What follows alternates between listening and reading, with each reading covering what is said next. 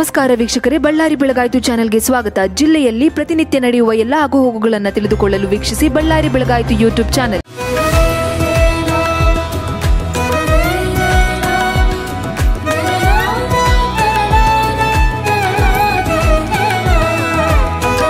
ಬಳ್ಳಾರಿ ಬೆಳಗಾಯಿತು ಬಳ್ಳಾರಿ ಜಿಲ್ಲೆಯಲ್ಲಿ ನಂಬರ್ 1 ದಿನಪತ್ರಿಕೆ.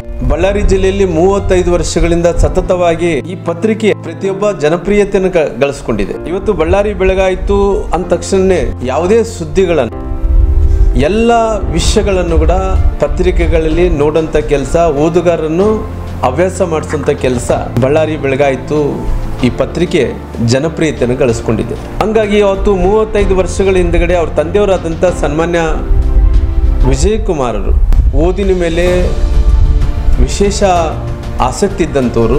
ವಿಜಯಕುಮಾರರು ಓದಿಗೆ ಭಾಳಷ್ಟು ಒತ್ತು ಕೊಟ್ಟಿರುವಂಥ ವ್ಯಕ್ತಿ. ಈ ಬಳ್ಳಾರಿ ಬೆಳಗಾಯಿತು ಪತ್ರಿಕೆ ತರೋದ್ರಿಂದ ಈ ಊರಿಗೆ ಒಳ್ಳೇದಾಗ್ಬೋದು, ಈ ಜಿಲ್ಲೆಗೆ ಒಳ್ಳೇದಾಗ್ಬೋದು ಅನ್ನೋಂಥ ಉದ್ದೇಶದಿಂದ ಅವತ್ತು ವಿಜಯಕುಮಾರರು ಈ ಪತ್ರಿಕೆಯನ್ನು ಪ್ರಾರಂಭ ಮಾಡಿದರು. ನಂತರ ನಮ್ಮ ಯುವ ನಾಯಕರಾದಂಥ ಸನ್ಮಾನ್ಯ ಅನೂಪ್ ಕುಮಾರ್ ಅವರು, ಬಹುಶಃ ಅವರು ಸೂರತ್ಕಲ್ಲದಲ್ಲಿ ಇಂಜಿನಿಯರ್ ಮುಗಿಸಿದ್ದಾರೆ ಅಂತೇಳಿ ನಾನು ತಿಳ್ಕೊಂಡಿದ್ದೀನಿ. ಅವ್ರ ಬಯೋಡೇಟಾ ನೋಡೋಂಥ ಟೈಮಲ್ಲಿ one of the best student in ಸೂರತ್ಕಲ್ಲದಲ್ಲಿ ಅವರು ಒಳ್ಳೆಯ ಅಂಕಿಗಳನ್ನು ಪಡ್ಕೊಂಡು ಇಂಜಿನಿಯರ್ ಪಾಸ್ ಆದ ನಂತರ ಅವ್ರಿಗೆ ಒಂದು ಕಡೆ ಪತ್ರಿಕೆ ನಡೆಸ್ತಾರ, ಜೊತೆಲಿ ಈ ಜನರಲ್ಲಿ ಸೇವೆ ಮಾಡೋಂಥ ಒಂದು ಭಾವನೆ ಇರೋ ಕಾರಣ ಅವರು ಸೇವೆ ಮತ್ತು ಈ ಪತ್ರಿಕೆ ಅಂಗದಲ್ಲಿ 2 ಕಾರ್ಯಕ್ರಮಗಳು ಸಮಾನವಾಗಿ ಮಾಡ್ಕೊತ ಬಂದಾರ. ಬಹುಶಃ ಇವತ್ತು ಅನೂಪ್ ಕುಮಾರ್ ಅವರು ಅವ್ರ ತಂದೆಯವರಾದ ನಂತರ ಆ ಜವಾಬ್ದಾರಿ ಸ್ಥಾನವನ್ನು ಅನೂಪ್ ಕುಮಾರ್ ಅವರು ಜವಾಬ್ದಾರಿಯನ್ನು ಇವತ್ತು ತಗೊಂಡು ಅವರು ನಿರ್ವಹಿಸ್ತಾ ಇದ್ದಾರೆ.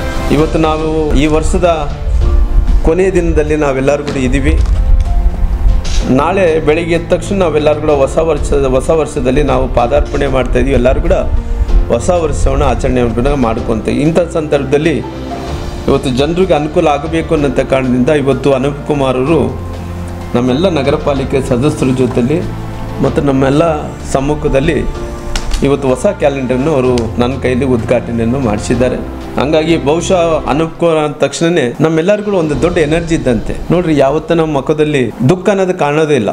ಇವತ್ತು ಪತ್ರಿಕೆ ನಡೆಸಬೇಕಾದ್ರೆ ಎಷ್ಟು ಕಷ್ಟ ನೋಡ್ರಿ, ಒಂದ್ಸಾರಿ ಅರ್ಥ ಮಾಡ್ಕೊಳ್ಳಿ. ಎಷ್ಟೇ ಕಷ್ಟಗಳಲ್ಲಿ ಏನೇ ಇರಲಿ ಈ ಪತ್ರಿಕೆ ಜನರಿಗೆ ತಲುಪಿಸ್ಬೇಕು, ಜನರು ಓದು ಹವ್ಯಾಸ ಮಾಡಿಸ್ಕೊಡ್ಬೇಕು ಅನ್ನೋಂಥ ಕಾರಣದಿಂದ ಅನೂಪ್ ಕುಮಾರ ಜವಾಬ್ದಾರಿ ವಹಿಸ್ಕೊಂಡ ನಂತರ ಭಾಳಷ್ಟು ಒಂದು ರೀತಿ ಎನರ್ಜೆಟಿಕ್ ಆಗಿ ಕೆಲಸವನ್ನು ಕೂಡ ಮಾಡ್ತಾ ಇದ್ದಾರೆ.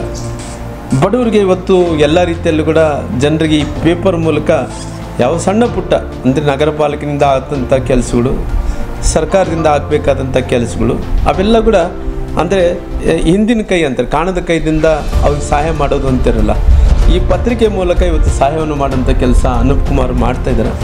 ಹಾಗಾಗಿ ಅನೂಪ್ ಕುಮಾರ್ ಮೇಲೆ ನನಗೆ ವಿಶೇಷವಾದಂಥ ಪ್ರೀತಿ. ಯಾಕಂದರೆ ಒಳ್ಳೆಯ ಎಜುಕೇಟೆಡ್ ಮ್ಯಾನ್, ಯಾಕಂದರೆ ಭಾಳ ಓದಿದಂಥ ವಿದ್ಯಾವಂತ.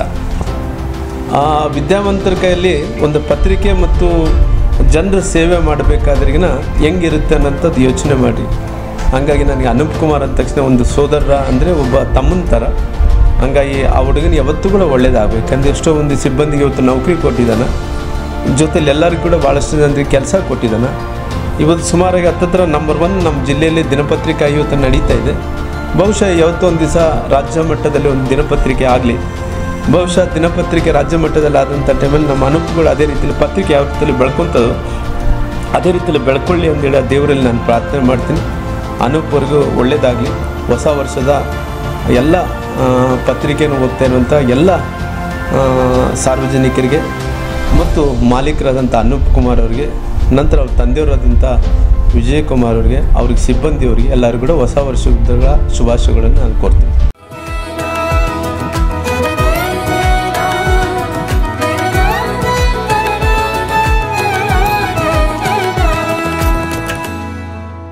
ಬಳ್ಳಾರಿಯ ನಿರಂತರ ಸುದ್ದಿಗಾಗಿ ಬಳ್ಳಾರಿ ಬೆಳಗಾಯಿತು ಚಾನೆಲ್ನ ಸಬ್ಸ್ಕ್ರೈಬ್ ಮಾಡಿ ಹಾಗೂ ಬೆಲ್ ಐಕಾನ್ ಒತ್ತಿ.